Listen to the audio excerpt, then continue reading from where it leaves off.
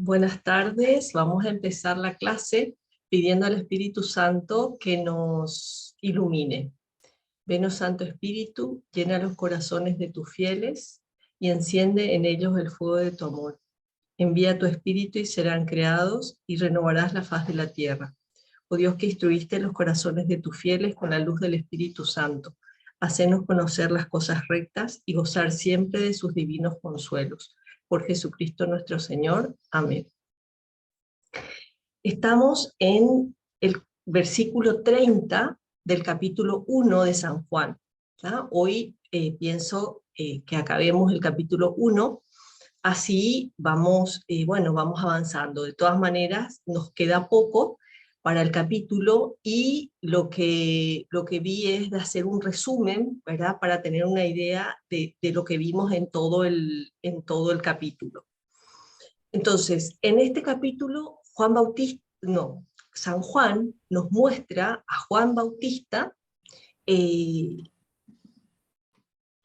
indicando la divinidad de Jesús. O sea, el Mesías que esperaba al mundo llegó. Es como, porque dice, bueno, voy a leer, en realidad se me pasó que les iba a leer primero. Entonces, hay un apartado en el versículo 29. Entonces les empiezo a leer el capítulo 1, versículo 29. Al día siguiente vio a Jesús venir hacia él y dijo: He aquí el Cordero de Dios que quita el pecado del mundo. Este es de quien yo dije: después de mí viene un hombre que ha sido antepuesto a mí, porque existía antes que yo. Yo no le conocía, pero he venido a bautizar en agua para que él sea manifestado a Israel. Y Juan dio testimonio diciendo: he visto el Espíritu que bajaba del cielo como una paloma y permanecía sobre él. Yo no le conocía, pero el que me envió a bautizar en agua me dijo: sobre el que veas que desciende el Espíritu y permanece sobre él, ese es quien bautiza en el Espíritu Santo. Y yo he visto y he dado testimonio de que este es el Hijo de Dios. Bueno, más claro, imposible, ¿verdad? Lo que nos está hablando es de esa divinidad de Jesús, el Hijo de Dios, ¿verdad? Aparte de decirnos de que nace antes, aunque Juan Bautista, era anterior, nació antes que Jesús, él dice, era antes que yo, que Jesús, ¿verdad? El Mesías, porque en realidad, aunque fue engendrado por María, por el Espíritu Santo en María, en realidad fue engendrado por el Padre antes del tiempo, fuera del tiempo, ¿verdad? Antes de que existiera la tierra, ¿verdad? El mundo. Entonces, el testimonio de Juan el Bautista revela el misterio de la Santísima Trinidad, ¿verdad? Que esto realmente no se nos hubiera pasado por la cabeza si es que no nos hubiera hablado claramente la Biblia, ¿verdad? Los evangelios, si no nos hubieran hablado claramente de que es así, de que existe la Santísima Trinidad, ¿verdad? Y acá también, bueno, eso es importante, que habla de la paloma, ¿verdad? La paloma que es la que apareció sobre Jesús cuando el momento del bautismo, ¿verdad? Entonces él dice que el que le dijo que bautizara, que sería Dios, ¿verdad? Que le dio a entender eso, le dijo que el que se le bajara del cielo como una paloma, sería el Espíritu Santo, ¿ya? Entonces esa es la manifestación, ¿verdad? Y en ese momento, acá no lo dice Juan, pero dice, se oye una voz que dice: este es mi Hijo amado, escúchenle, ¿verdad? Entonces la paloma es el símbolo del Espíritu Santo, como bien sabemos, ¿verdad? Del que ya se habla en el Génesis. Eso es impresionante, darse cuenta de que al comienzo del Génesis habla de que el Espíritu de Dios revoloteaba sobre lo creado, la creación de Dios. Entonces, lo que hace Juan es confesar el carácter divino y mesiánico de Cristo. Y en contraposición, esto es muy importante, en contraposición con la mentalidad política y político-religiosa que tenían los judíos. Esperaban al Mesías, pero al Mesías que les iba a liberar de los que le oprimían, ¿verdad? No como una cuestión religiosa, absolutamente religiosa y espiritual, ¿verdad? Sobrenatural, como es la venida de Cristo. Entonces, esa presencia del Espíritu Santo y esa voz del Padre, ¿verdad? El Padre, el Hijo y el Espíritu Santo, ya lo hablábamos en alguna clase pasada, no sé si hablando de San Mateo, pero como es tan importante, recordamos lo que es la Santísima Trinidad, ¿verdad? Es el Padre, todos son eternos, el Padre, el Hijo y el Espíritu Santo. Y el Padre ve su imagen en el mismo instante de su existencia, ve su imagen y esa imagen que ve se hace una persona. Y esa persona es el Hijo, es el Verbo. Es tan grande el amor que surge entre el Padre y su imagen, que es el Hijo, que ese amor se hace otra persona. Y esa persona es el Espíritu Santo. Por eso decimos que tenemos un solo Dios con tres personas, ¿verdad? Porque Dios es amor, decimos, ¿verdad? Dios es amor. Y para amar se necesita otro ser. Y cuando Dios empezó su existencia, que es el primer ser creado, el primer ser que existió, ¿verdad? Para amar necesitaba otro ser. Y ahí surgió todo a la vez, ¿verdad? Surgió el Espíritu Santo. Perdón, surgió el Verbo, el Hijo, y después el Espíritu Santo.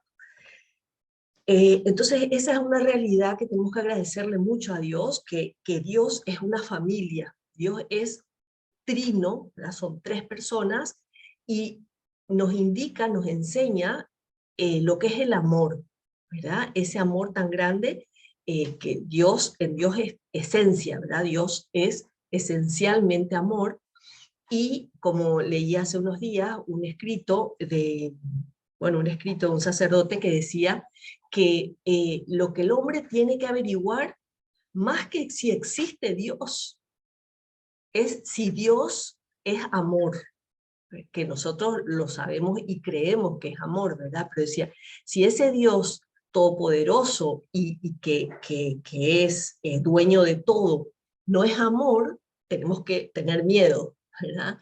Entonces, realmente ese Dios es amor y bueno, y nos ama inmensamente, ¿verdad?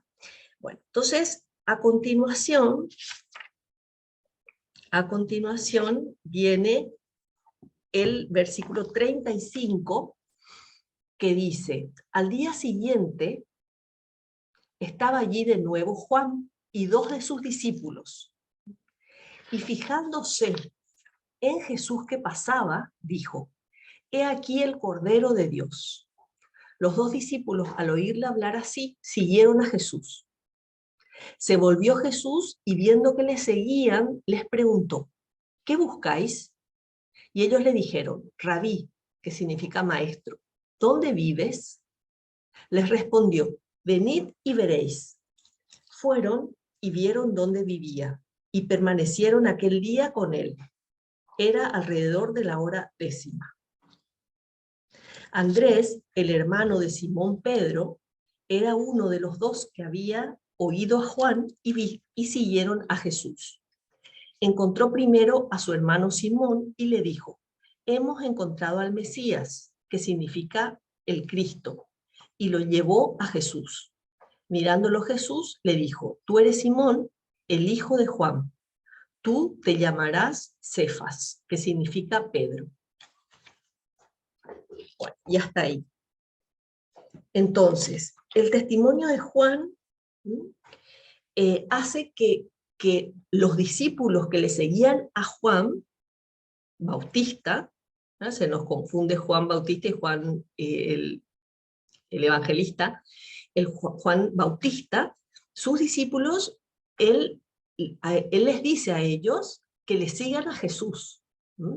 Habíamos dicho ya que San Juan Bautista tenía muchísima humildad, era muy humilde, porque reconoció rápidamente que él no era el Mesías, que él no era capaz de, no era digno ni de desatar las sandalias del Mesías, de Jesús, ¿verdad? Entonces, lo que hace él es acá impulsar a sus discípulos que vayan detrás de Jesús. Y eso se dice pronto, pero no se hace tan pronto, ¿verdad? Cuando uno tiene gente que le sigue, ¿verdad? Qué sé yo, por decirle, qué sé yo, me quiero poner un ejemplo así medio, o sea, qué sé yo, en la política, por ejemplo, las personas que tienen sus seguidores, ahora que estamos en tiempos electorales, ¿verdad? Las personas que tienen sus seguidores, qué difícil es que le digan, no, seguirle a fulanito porque él es mejor que yo, ¿verdad? En este caso, de hecho, no era mejor, sino que era Dios, ¿verdad? Pero de todas maneras, es difícil, ¿verdad? Reconocer que es Dios, reconocer que tenía que seguirle a él, a Jesús y no a él, ¿verdad? Entonces, Jesús llama a veces en forma directa, ¿verdad? O a veces, otras veces, a través de otras personas. Que esas personas lo que hacen es ponerle delante de Jesús, o de Dios, en general, ¿verdad? Para que Dios les diga qué es lo que quiere de ellos. Y Jesús, como vemos, como acabamos de leer, les dice, venid y veréis. No les dice nada más, ¿verdad? Ellos le dicen, maestro, ¿qué tengo que...? ¿Cómo le dicen? Él le pregunta, ¿qué buscan? Y él, ¿dónde vives? Vengan y van a ver, ¿verdad? Él no le contestó dónde vivía, porque de hecho no tenía dónde reclinar la cabeza, decía, ¿verdad? Entonces, Jesús le dijo, venid y veréis, vengan y vean. ¿Y eso qué significa para nosotras hoy? ¿Verdad? Significa oración. Oración. Porque nosotros vamos a ir a Dios, vamos a verle, a escucharle, cuando hacemos oración, cuando oramos, cuando rezamos. Y la vida de un cristiano actual, del siglo XXI, no es una cuestión de curiosidad intelectual, ¿verdad? Sino que es seguir a una persona, seguir a Cristo. Esa relación con Dios tiene que ser experimentada, no solo, ¿verdad?, escuchada y enseñada, ¿verdad?, sino que experimentada por cada una. Ese ven y verás es hablar con Dios, es relacionarte vos personalmente con Él. Es oración entonces. Hablar con Dios a diario, no cuando necesitas, no cuando tenés ganas, porque a veces uno se siente más movida, más espiritual o lo que sea, sino habitualmente. Jesús es el mejor amigo que no solo nos escucha, sino que nos da la fuerza o nos da la gracia para que se haga eso de lo cual estamos hablando. A lo mejor pidiéndole o agradeciéndole o lo que sea, ¿verdad? O sobrellevar, o nos ayuda a sobrellevar lo que nos cuesta, ¿verdad? O lo que queremos alcanzar, ¿verdad? Entonces, tener un momento determinado para hablar con Él, no dejarlo al azar, no dejarlo para la noche, famoso, antes de dormir, pero resulta que 2 segundos y ya me duermo. Entonces, mi oración son 2 segundos. Y sería bueno que sea un poco más, por lo menos 5, ¿verdad? Darle a Jesús, darle a Dios 5 minutos de mi día, ¿verdad? Las 24 horas que nos da. Entonces, tener un momento determinado, qué sé yo, el momento que cada una le parezca mejor, ¿verdad? Cuando antes de comer, después de comer, antes de desayunar, a mí por lo menos me parece así como las comidas son como momentos claves que tenemos en el día, ¿verdad? Entonces, es decir, o del trabajo, antes de llegar al trabajo, llego al trabajo y antes de ponerme a trabajar, hago un rato de oración, o al levantarme, desayuno y me pongo a rezar para no estar tan dormida, ¿verdad? Eh, Hablar con Dios, ¿verdad? Hablar con Dios. Eso es muy importante y esto nos enseña ese ven y verás, ¿verdad? Ven y verás, ven a hablar conmigo, ven a estar conmigo y vas a ver lo que quiero de vos, o vas a ver lo que es vivir conmigo, ¿verdad? Y por eso ese rato de oración lleva a enamorarse de Dios y a quedarse con Él, a estar con Él, a querer estar con Él. Uno quiere estar con una persona a la que quiere. Si uno no quiere a la persona, rápidamente le deja. No me importa, me olvido, me aburro, me ocupo de otra cosa, lo que sea, ¿verdad? Entonces, por eso es importante tener ese tiempo de oración, ¿verdad? Concreto. Bueno, y después, a continuación cuenta el nombre de Andrés, que le sigue a Jesús. Y dice, y otro discípulo, que probablemente es Juan, ¿verdad? Encontró, dice, Andrés, el hermano de Simón Pedro, era uno de los que había oído a Juan y siguieron a Jesús. Encontró primero a su hermano, no, antes del que diga del Cordero, dice, al día siguiente estaba allí de nuevo Juan y dos de sus discípulos. Probablemente ahí estaba Juan, ¿verdad? Juan, discípulo, que también le sigue al Señor, que también le hace caso a Juan Bautista y le sigue al Señor, ¿verdad? Entonces, a continuación acá viene, le busca a Simón, ¿verdad? Encontró primero a su hermano Simón y le dijo, encontramos al maestro, al Mesías, ¿verdad? Y le lleva a Jesús. Y eso se llamaba y se llama apostolado, ¿verdad? Apostolado. Es llevar a las almas a Dios, llevar a las personas a Dios. Y a eso estamos llamados todos los cristianos, todos los cristianos. A continuación hay otra llamada, otro apostolado ¿quién hace? A ver, te digo. Felipe, no. Al día siguiente, el versículo 43. Al día siguiente determinó encaminarse hacia Galilea y encontró a Felipe. Ese creo que es Simón, si no me equivoco. Pues se encontró primero, no, Andrés. Andrés encontró primero a su hermano Felipe, perdón, a su hermano Pedro, y ahí le explicó que habían encontrado al Mesías. Y al día siguiente se encaminó a Galilea y encontró a Felipe. O sea, segunda persona a la que encontró y le ayudó a encontrarse con Dios. Y Jesús, le dijo Jesús, sígueme. ¿Ah? Felipe era de Betsaida, ciudad de Andrés y de Pedro. Encontró Felipe a Natanael y le dijo, hemos encontrado a aquel de quien escribieron Moisés en la ley y los profetas, Jesús de Nazaret, el hijo de José. Entonces le dijo Natanael, ¿acaso puede salir algo bueno de Nazaret? Le respondió Felipe, ven y verás. La misma respuesta que había dado Jesús. Vio Jesús a Natanael que venía y dijo de él, he aquí un verdadero israelita en quien no hay doblez. Le contestó Natanael, ¿de qué me conoces? Respondió Jesús y le dijo, antes de que Felipe te llamara, cuando estabas bajo la higuera, yo te vi. Respondió Natanael, Rabí, tú eres el Hijo de Dios, tú eres el Rey de Israel. Y contestó Jesús, ¿por qué te he dicho que te vi bajo la higuera? ¿Crees? Cosas mayores verás. Y añadió, en verdad os digo que veréis el cielo abierto y a los ángeles de Dios subir y bajar en torno al Hijo del Hombre. Bueno, y hasta ahí llegamos. Unas palabras preciosas que le dijo Jesús, que son tomadas del Antiguo Testamento. Esas palabras están dichas en Daniel. Ya vamos a ver en qué... Daniel 7:13. Es el capítulo y el versículo 7:13. De ahí saca Jesús, que sabe perfectamente las Escrituras, saca esa frase que dice al final, ¿verdad? Bueno, entonces,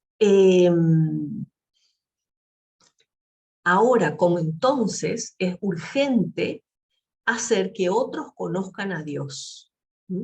Y para eso nosotras tenemos que estar muy convencidas, ¿verdad? Algo que nos gusta, lo queremos transmitir, ¿verdad? Qué sé yo, sabemos que hay una cosa barata y linda, no sé en qué negocio, que está de oferta, y le contamos a nuestras amigas eso para que aprovechen, ¿verdad?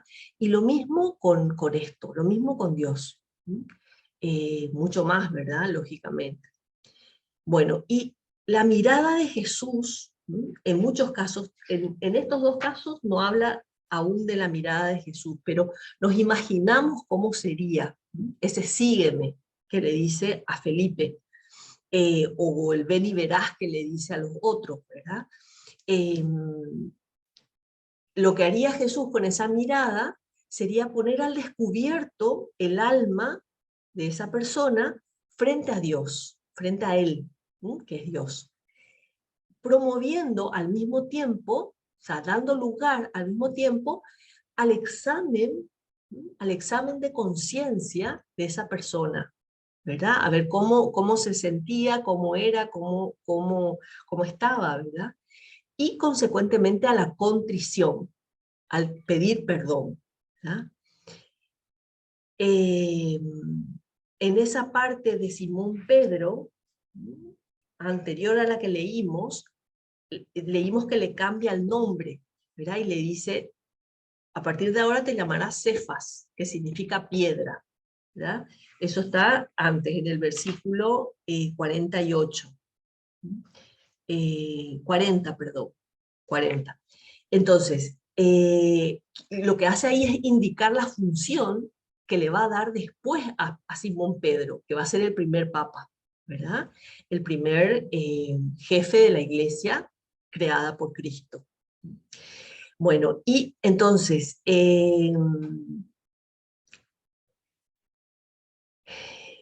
sígueme, es la frase que dice Jesús, sígueme, para llamar a sus discípulos.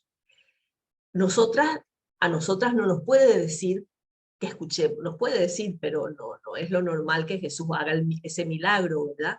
De que le escuchemos decir, sígueme, ¿verdad? Porque en nuestro caso no es acompañamiento físico, ¿verdad? No es que vamos a ir a acompañar a Jesús, sino que es vivir la vida de Cristo, vivir según Cristo, vivir según sus palabras, según lo que nos dejó indicado en las Escrituras. Por eso es tan importante aprovechar estas clases, ¿verdad? Para ir conociendo e ir profundizando. Y en resumen, ¿a qué se refiere esto vivir según la vida de Cristo? Decíamos ya que es hacer lo que Él dijo, pero también es hacer nuestros los sentimientos de Cristo Jesús. Eso lo dice Romanos, San Pablo a los romanos o a los corintios, no sé exactamente, tener los mismos sentimientos de Cristo Jesús. Poder decir una frase muy redonda, ¿verdad? Muy linda, que tiene que ser realidad en la vida de cada uno de nosotros, que dice, ya no soy yo el que vive, sino es Cristo el que vive en mí. Y para decir eso con verdad, hay que cambiar muchas cosas, ¿verdad? O sea, qué sé yo, no podemos decir que Cristo vive en mí si es que estoy que me enojo por cualquier cosa, me plagueo, me trato mal a la gente, sin arrepentirme, ¿verdad? Porque, claro, uno se equivoca, uno hace las cosas mal y se arrepiente, ¿verdad? Y Cristo tan contento. Entonces, es un ponerse en camino de conversión, de cumplir la voluntad de Dios. Entonces aquí salta otro tema que es el examen y la conversión. el examen de nuestra vida. Qué importante es que hagamos examen a la noche todos los días, porque no sabemos cuál es el último día de nuestra vida. No por ser fatalistas, pero realmente nadie tiene el día de mañana comprado, ¿verdad? O sea, puede ser en cualquier momento que Dios nos llame a su presencia. Realmente que Dios elige el mejor momento para cada alma, pero no sabemos, capaz este es el mejor momento, capaz mañana o pasado. Entonces, examen todos los días, todos los días. Examen de conciencia, analizar con la luz de Dios si le agradó lo que hicimos en el día. Si le agradó a Dios, si estuvo de acuerdo con lo que Él quería que hiciéramos. ¿Qué hice bien? O sea, 3 preguntas que te podés hacer. ¿Qué hice bien? ¿Qué hice mal? ¿Qué pude haber hecho mejor? Para hacer tu examen todos los días. ¿Qué hice mal? ¿Qué hice bien? ¿Qué hice bien? ¿Qué hice mal? ¿Qué pude haber hecho mejor? Para hacer un propósito y mejorar al día siguiente. Lo que tenemos que lograr es vivir los mandamientos. Lograr la mejor versión de nosotras mismas. Esa frase tan conocida, ¿verdad? La mejor versión de nosotras mismas. Tenemos que estar como abocadas o intentando eso, ¿verdad? La mejor versión de nosotras mismas, porque tenemos que ser Cristo, ¿verdad? Tenemos que parecernos a Cristo. Entonces, ese examen puede ser en base a los mandamientos, en base a los pecados capitales, ¿verdad? Que son 7, nunca me salen todos si no tengo anotado, y ahora no tengo anotado, podemos repasar después en algún momento, pero los 7 pecados capitales, ¿verdad? La ira, la envidia, la lujuria, la pereza, a ver, ¿qué me falta? La soberbia, los 7 pecados, y como una base también, ese que hice mal, que hice bien, que pude haber hecho mejor, Dios, los demás, yo, en mi relación con Dios, en mi relación con los demás, en mi relación conmigo misma, ¿verdad? O sea, ver ahí cómo actué. Y los sentimientos de Jesús que dijimos recién, ¿verdad? Tener los mismos sentimientos de Cristo Jesús, que es perfecto hombre, es perfecto hombre, tiene los sentimientos iguales a nosotros, purificados, ¿verdad? Y endiosados. Pena, gusto, alegría, afecto, sentimientos de amor a cada alma. Quiere que esté lo más cerca suyo. Bueno, y en conclusión, hasta acá llegamos con el primer capítulo, ¿verdad? El primer capítulo de Juan. Entonces, el Mesías, ¿qué significa que haya llegado el Mesías? Para mí, hace un tiempo escuché una frase que decía, hay gente que vive como si el Mesías aún no hubiera venido, como si el Mesías aún no hubiera venido. Y realmente ya vino, ¿verdad? Creemos que vino y nuestra vida tiene que ser en función de qué dijo el Mesías para que yo viviera, para que fuera mi modo de vida, ¿verdad? Se cumplen las escrituras, ¿verdad? Fe en que todo lo que Jesús dijo se cumple, se va a cumplir. Para recibirle, para estar con Dios, hay que ser humildes, ¿verdad? Así como Juan Bautista. Y pensaba yo, cada una podemos preguntarnos, ¿sirvo a los demás? ¿Soy humilde? ¿Sirvo a los demás? ¿Soy agradecida con los demás, con Dios, con los demás? Esa conversión es necesaria.